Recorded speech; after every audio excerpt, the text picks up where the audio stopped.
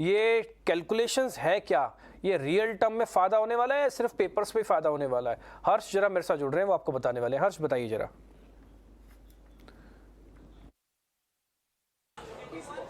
जी हाँ, personal tax regime में 3 changes हुए हैं। पहली चेंज है कि जो टैक्स इनकम टैक्स के जो स्लैब्स है इंडिविजुअल्स के लिए वो चेंज हुए हैं।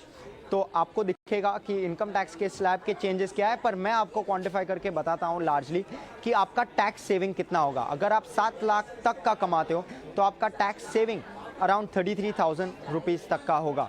दूसरा, अगर आप 7 से 9 लाख के बीच में कमाते हो तो अराउंड 15,000 रुपया से 16,000 रुपये का टैक्स सेविंग होगा आपका ये साल में। अगर आप 9 और 12 लाख के बीच में कमाते हो तो रफली आपका टैक्स सेविंग अराउंड 25,000 रुपीज़ के आसपास होगा। और अगर आप 12 और 15 लाख के बीच में कुछ कमाते हो तो आपका टैक्स सेविंग रफली 36 टू 39,000 के आसपास होगा। तो ये हुआ टैक्स सेविंग्स। अब दूसरा चेंज, अगर आप 7 लाख तक की कमाई करते हो लार्जली, तो फिर आपको बिल्कुल भी टैक्स नहीं भरना पड़ता है, पर आपको पहले टीडीएस भरना पड़ेगा और उस पे आप जब रिटर्न फाइल करेंगे उस पे आपको एक रिबेट मिलेगा, आपको एक रिफंड मिलेगा।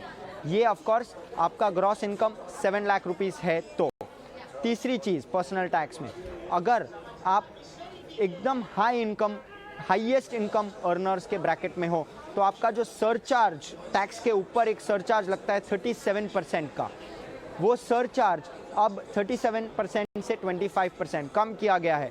उसके वजह से आपका जो टैक्स रेट था 42% का हाईएस्ट टैक्स रेट था, अब वो नीचे घट के 39% पे आया है। रफली ये 3 मेजर चेंज है पर्सनल टैक्स रिजीम में। काफ़ी अच्छे से हमको बता दिया कि आखिर चेंज हुए कैसे हैं।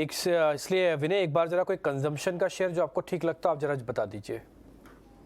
तो जहाँ पे कंजम्पशन की बात आती है और जब इनकम टैक्स रिबेट मिलता है मिडिल क्लास को, तो डेफिनेटली कंज्यूमर ड्यूरेबल सेक्टर हमारे सामने आता है। तो जो कंज्यूमर ड्यूरेबल सेक्टर में से जो टेक्निकली काफी स्ट्रॉन्ग स्टॉक है, वैसे 2 स्टॉक में शेयर करना चाहूंगा। एक है पॉलीकैब जो अपने 52 week high all time high के करीबन चल रहा है और टेक्निकल स्ट्रक्चर काफी स्ट्रॉन्ग रहा है। ऐसे अनसर्टन मार्केट में, ऐसे अनसर्टन एनवायरमेंट में इस स्टॉक ने जबरदस्त रेजिलियंट मूव दिखाई है। तो पॉलीकैब ऐसा स्टॉक है जो एक इलेक्ट्रिक वायर सेगमेंट में भी है और कंज्यूमर इलेक्ट्रिक सेगमेंट भी बोल सकते हैं। तो इसमें एक ध्यान रखना चाहिए, वो काफी जरूरी भी होता है। अगर रियल एस्टेट इंफ्रास्ट्रक्चर का ग्रोथ होता है तो फिर पॉलीकैब में भी अच्छी खासी डिमांड इमर्ज हो सकती है। तो एक ये स्टॉक ओवरऑल परफॉर्म कर सकता है कंजम्पशन की तरफ से। और एक ऐसा है जो स्टॉक जो एसी बनाने वाली कंपनी है, ब्लू स्टार कंपनी, ये भी एक स्टॉक काफी स्ट्रॉन्ग रहा है पिछले दिनों और काफी महीनों से आउट परफॉर्म कर रहा है।